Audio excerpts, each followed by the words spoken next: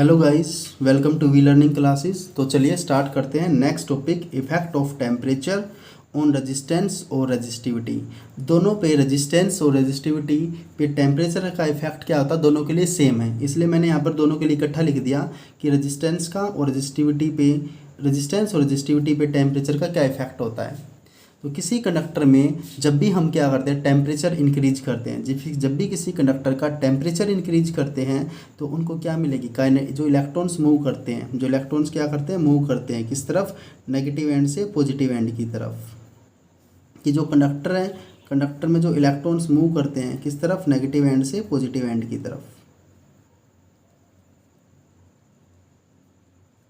तो क्या होगा, जैसे टेम्परेचर बढ़ाएंगे उनको ज़्यादा काइनेटिक एनर्जी मिलेगी, ज़्यादा काइनेटिक एनर्जी मिलेगी तो क्या होगा, यहाँ पे जो पॉजिटिव आयंस होंगे और एटम्स होंगे उनके साथ कोलिजन टाइम घट जाएगा। काइनेटिक एनर्जी मिली तो मतलब उनकी स्पीड बढ़ जाएगी, उनको मोशन बढ़ जाएगा। कैसे, अगर हम टेम्परेचर को इंक्रीज करते हैं तो चार्ज कैरियर्स का मोशन, उनको काइनेटिक एनर्जी मिलेगी तो उनका मोशन इंक्रीज कर जाएगा। और उसके अंदर जो पॉजिटिव आयंस और एटम्स है, किसके अंदर, कंडक्टर के अंदर, तो उनसे जो कोलिजन टाइम होता था, मतलब जो रिलैक्सेशन टाइम होता था, अब स्पीड जिनकी इंक्रीज हो चुकी है तो वो टाइम क्या हो जाएगा, कोलिजन टाइम डिक्रीज कर जाएगा। कोलिजन टाइम क्या कर जाएगा यहाँ पर, डिक्रीज। तो अगर कोलिजन टाइम डिक्रीज कर जाएगा तो रेजिस्टेंस क्या कर जाएगा, इंक्रीज। तो यहाँ पे सबसे पहले रेजिस्टेंस का फॉर्मूला लिखूंगा कि रेजिस्टेंस का फॉर्मूला क्या होता है, ml/n² टाउ ए। और रजिस्टिविटी का जो फॉर्मूला होता है, रजिस्टिविटी ये इतनी होती है, ये वाली रजिस्टिविटी होती है इतनी। तो रजिस्टिविटी का फॉर्मूला क्या था, m/n² टाउ। तो फॉर्मूले से हम चेक करके देख सकते हैं कि रेजिस्टेंस भी टाउ के इन्वर्सली प्रोपोर्शनल है और रजिस्टिविटी भी इन्वर्सली पर, कि यहाँ पे रेजिस्टेंस भी inversely proportional to relaxation time और रजिस्टिविटी भी क्या है, inversely proportional to relaxation time. तो दोनों के दोनों क्या है, यहाँ पर इन्वर्सली प्रोपोर्शनल है, दोनों के दोनों यहाँ पर क्या है, इन्वर्सली प्रोपोर्शनल है, रेजिस्टेंस भी और रजिस्टिविटी भी। अगर रिलैक्सेशन टाइम या कोलिजन टाइम घट जाए तो रेजिस्टेंस और रजिस्टिविटी बढ़ जाएंगी और करंट भी क्या करेगा, इंक्रीज करेगा। तो सबसे पहले मैं यहाँ पर इफेक्ट बता रहा हूँ इसका डायरेक्ट, कि कैसे डायरेक्ट इफेक्ट होगा। अगर हम यहाँ पे टेम्परेचर को इंक्रीज करते हैं, अगर हमने किसको इंक्रीज किया, टेम्परेचर को इंक्रीज कर दिया। टेम्परेचर को इंक्रीज करने से जो चार्ज पार्टिकल्स होते हैं उनकी काइनेटिक एनर्जी बढ़ जाएगी, काइनेटिक एनर्जी इंक्रीज कर जाएगी तो उनका जो कोलिजन टाइम था, रिलैक्सेशन टाइम, कोलिजन टाइम उनका घट जाएगा। अगर कोलिजन टाइम घटेगा तो रेजिस्टेंस और रजिस्टिविटी इन्वर्सली है रिलैक्सेशन टाइम के, तो ये बढ़ जाएंगे कि रेजिस्टेंस और रजिस्टिविटी दोनों इंक्रीज कर जाएंगे। अगर रेजिस्टेंस और रजिस्टिविटी इंक्रीज कर गए तो करंट क्या कर जाएगा, करंट डिक्रीज कर जाएगा। तो यहाँ पर हम चेक कर सकते हैं कि कंडक्टर और मेटल के लिए अगर हम टेम्परेचर को इंक्रीज करते हैं, टेम्परेचर को क्या करते हैं, टेम्परेचर को इंक्रीज करते हैं, तो उसका जो रेजिस्टेंस है, जो उसका रेजिस्टेंस और रेजिस्टिविटी क्या कर जाते हैं, इंक्रीज कर जाते हैं।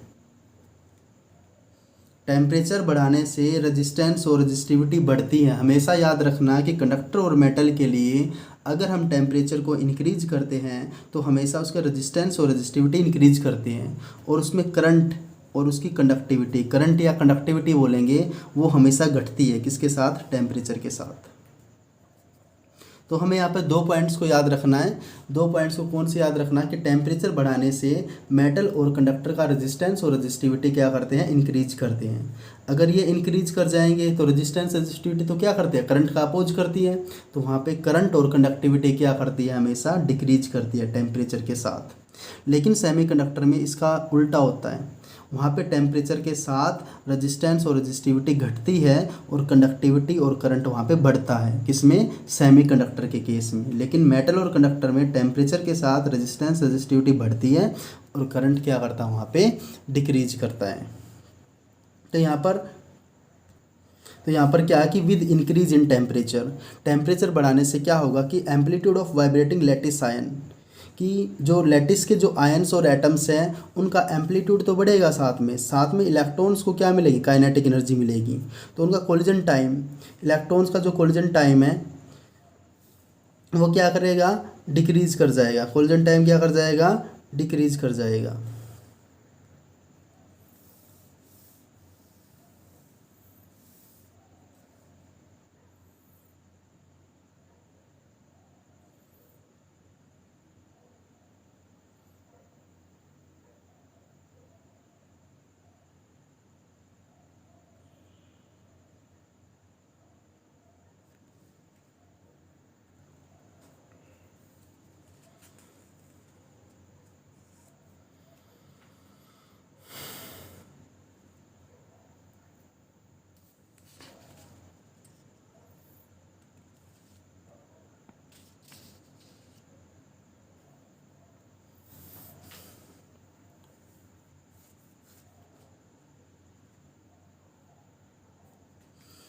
तो टेम्परेचर बढ़ाने के साथ रेजिस्टेंस क्या करता है, इंक्रीज करता है।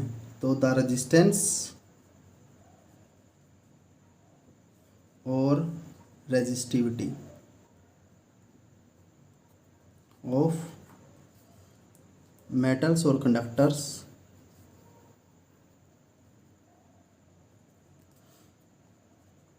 मेटल्स और कंडक्टर की द रेजिस्टेंस और रेजिस्टिविटी ऑफ मेटल और कंडक्टर्स, रेजिस्टेंस और रेजिस्टिविटी क्या करती है, इंक्रीज करती है, increases with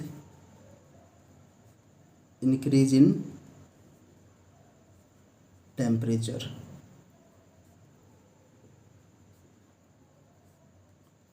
that is conductivity और करंट डिक्रीजेज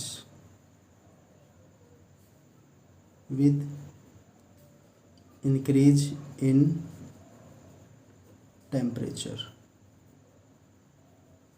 तो टेम्परेचर में इंक्रीज करने के साथ साथ कंडक्टिविटी और करंट क्या करते हैं, डिक्रीज करते हैं। तो ये था effect of resistance, effect of temperature on resistance और रेजिस्टिविटी। तो मिलते हैं स्टूडेंट्स नेक्स्ट वीडियो में, तब तक बने रहिए विद वी लर्निंग क्लासेस। अगर ये वीडियो आपको पसंद आए तो लाइक शेयर एंड सब्सक्राइब करना ना भूलें। Thank you.